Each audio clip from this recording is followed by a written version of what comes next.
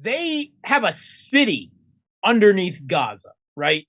Subterranean tunnels that go into Egypt, that go under, Israel. Storming Gaza will not be easy. That's why Israel has called up another 360,000 reservists on top of their 200,000 strong army. Yeah. On top of that, if they go into Gaza, Hezbollah, right, Shia, there we go, from southern Lebanon, has promised that they will then, open a two-front war. That is why Israel is calling up 300,000 reservists, right? They can send 200 because Hamas only has 30, 40,000 fighters on a good day, right? And only 2,000 real hardcore, right? But say 30,000 people who can pick up guns. But they're going to be defending subterranean tunnels, right, underneath Gaza. Yeah. It's going to be the nastiest underground urban guerrilla warfare. Israel will suffer. Israel does not have the stomach for that. I'm not an expert on the situation, but I know more than most, and I've been paying attention to this for quite some time. Anytime they've tried to go into Gaza on a ground invasion, they'll get their asses handed to them. And they're not ready for that type of warfare. And I don't care how much they've been trained by the Americans or whatnot. The people of Gaza, Hamas, and the other factions are ready for this. Israel does what they do best. They mow the lawn. They bomb. You know what I'm saying? That's what they do. They're not going to be ready for this if they, in fact, try to do this. But we've just mentioned that Hezbollah will get involved. This is at the Lebanese border. These are the Lebanese people. Take a look at this. Climbing the fence. They got some Lebanese flags. Same thing in Jordan. What? Jordan. Same thing. Yeah, same thing. What, They're coming to the fence to help and say, we're bringing aid into the people. That's what they're doing over here. The fence around Gaza is at Jordan and Egypt, right? Gaza is bordered by Egypt and Israel. That's it. Yeah. That's it. These people, they're climbing over the wall to come and fight Israel. Yeah. Right? That is the northern, if that's Lebanon, that is the northern Israel border, right? It does not border on the Gaza, but they're coming to come to the aid. That's the idea. In Jordan, they also overrun the border to do the same thing, right? You have these moderate governments that are cowed by the U.S. and a lot of these Arab countries like Jordan, like Lebanon, but the people, the Arab street, they have been incited in a way they haven't been incited in years. There are Iraqis, right, coming, people from all over the Middle East and probably beyond. The Chechen jihadists that used to be part of ISIS, that are a part of Zelensky regime forces, right? Oh, right. Right. They have said they've turned on Zelensky over this. Yeah. Because he's in full-throated support of Israel, and they're angry. So they're like, we're out of here. We'll go fight for the Palestinians. Right. This could blow up on Israel. And if it does, Hamas will be remembered as their brinkmanship, bringing this all about. And there's another thing about the timing of all of this.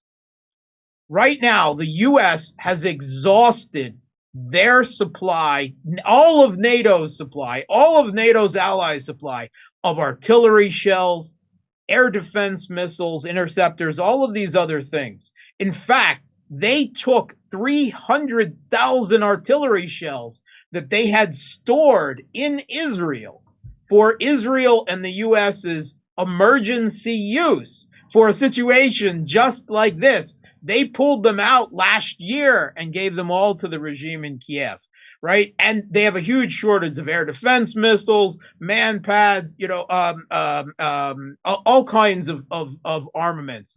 And right now, Israel, what's the first thing they're yelling for? Air defense missiles and artillery shells. Hamas knows there's a huge shortage of this. And Israel has enough military capacity to take Hamas. Yeah, it'll be costly, it'll be slow, grinding, but do they have enough to take on Hezbollah at the same time when the U.S. can't supply a lot of the armaments that Israel will need to fight Hezbollah? This is why the U.S. has parked a carrier right off the coast of Israel as a deterrent, as a warning to Syria and Iran and Lebanon and every other Arab state. Don't even think about it. Yeah. Don't even think But you about got this here. Yeah, right? but what? Yeah, so if like This is Lebanon. it sounds like it doesn't matter what the governments of the places say. There's a whole bunch of people are going to do what they're going to do. Governments could fall over this. The government in Jordan could fall. The government in Lebanon could fall over this, right? Yeah. You could see governments fall because people will be angry that their U.S. subservient governments aren't doing anything. So if Hezbollah gets involved, if Israel keeps it sticks to their plans of starting to wipe out northern Gaza, right? They told people, get out of there. This is a land grab. Obviously, I think they want to start with the north and push them all down. They're going to cleanse Gaza. Yeah. Yeah.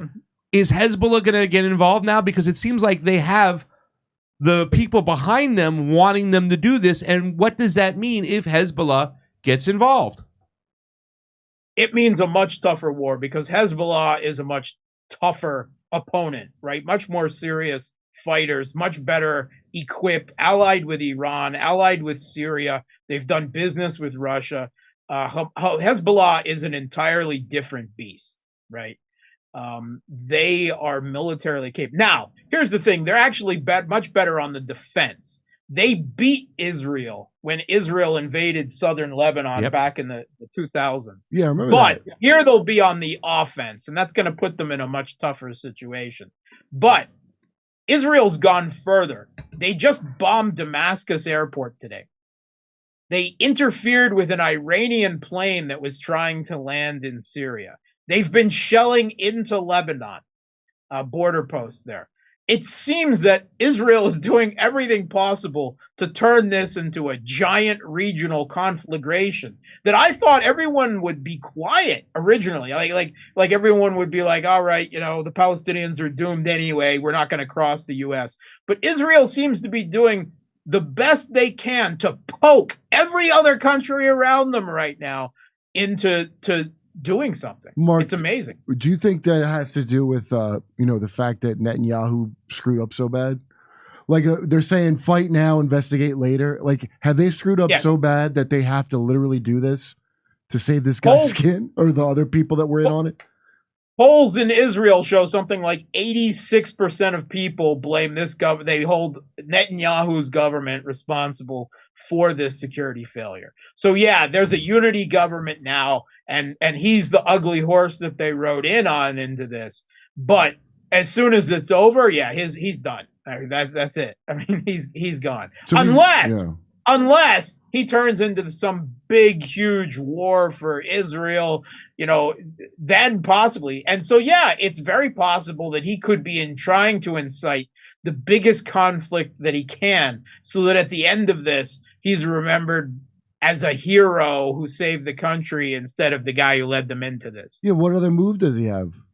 I mean, yeah, that's the only other move he does have. I mean, if people will get behind George Bush, they'll get behind Netanyahu, especially if they feel it's a holy war. What about this? Can this stop the bombing in Gaza? If the bombing of Gaza doesn't stop, we will stop the gas supply to the world. And that's the head of Qatar over here, right?